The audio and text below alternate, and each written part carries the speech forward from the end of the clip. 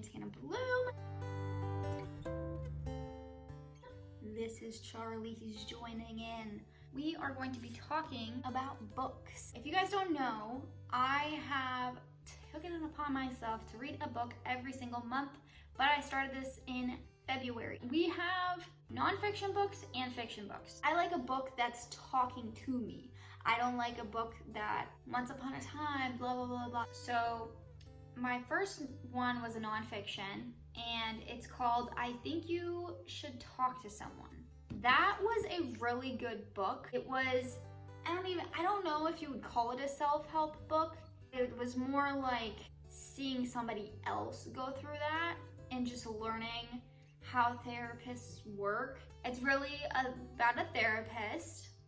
In real life, she's a therapist. It was about her practice, and she throws in some knowledge on being a therapist, and I found it really good. I enjoyed how it was written. When I look for a book, it takes me forever. I can be in the library longer than an hour trying to find one book, okay? It's gotta resonate with me. I have never finished a book faster.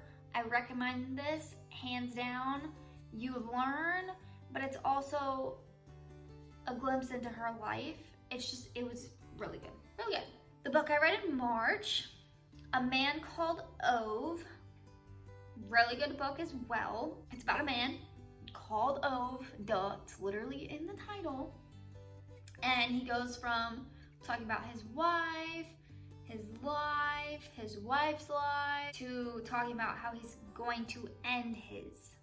And you're like, oh my gosh, Hannah, that's deep. It was, but you just have to read the book. It is such a good book. Everyone thinks that Ove is a mean guy, but once you get to know him, he was brought up really well, and he's actually kind of sweet. It's just, I don't want to give any spoilers, but something dramatic happened in his life, and it kind of just changed him as a person, which I think that happens to all of us once in a while. Now, A Man Called Ove is a fictional book, but it is a good one. The book that I read in April was called The Dead Fathers Club, and it was a good book, but the book was kind of from like an immature boy's perspective. The dad is a ghost, hence why it's called The Dead Fathers Club. I'm not giving away any spoilers. Literally in the front of the book, it says that he's dead. And the child is the only one that can see him. There was a part in there that was just like a little too graphic for me, and I was like, really? Like, you just had to throw that in there? Overall, it kind of reminded me of a 48-hour show. This book was a fiction book as well. The book I read in May, it was called Everything is Effed. This was a non-fictional book. This was a very good book. Very intellectual. I like how the author wrote. I feel like everybody should read that book. Like, there's so much that you can take away from it.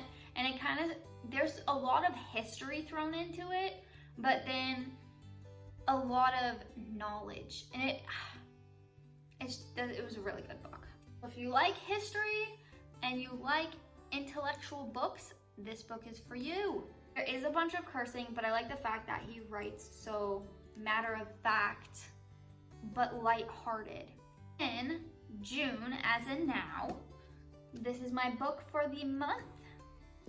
It's called The Labrador Pact. This book is a fiction book, and it's in the perspective of a dog, and I like it, but there's a lot of stuff about the pact, which, I mean, that's what it says in the title, yes, but I feel like it could do without that, just like not as much. I haven't read so much into it, but so far what I can see is that the dog is looking over the family over a rough time. It's literally all of it is in the dog's perspective, and then you hear like the family walking in, and the dog is getting trained on what a Labrador should do and protect his family and do all this stuff, and like how to wag his tail, what this means, what this like what you should do in this situation. He learns that from another Labrador, and then you just see everything unfolding in the family. It's interesting. It's kind of different from the other books I've read, I feel like. If you're looking for book recommendations, I recommend all of these, every single one, okay? I would not give you a book that I do not like, okay? If you look, I have read two books so far by Matt Haig, but these are the only books that like I've read recently. I've read a lot more by him, and I'm the type of person, when I like an author, I want to read all that author has put out, and I'm doing good so far. So Matt Haig, literally an amazing author. I love his book style and how he writes. He has a bunch of different books. John Green, very good. He is the author that wrote, I believe, Fault in Our Stars and Paper Towns. I didn't even read those because I don't like those types of books, but he's had other ones which I really liked. Frederick Backman is a good author. He wrote A Man Called Ove, and I really, really like that book. Like, that was such a good book. All of these are good. What am I saying? All of them are good. I hope you guys enjoyed. I hope you go out to the library, go pick up these books, download them on your phone or on your Kindle, or just go purchase them. They are really good reads.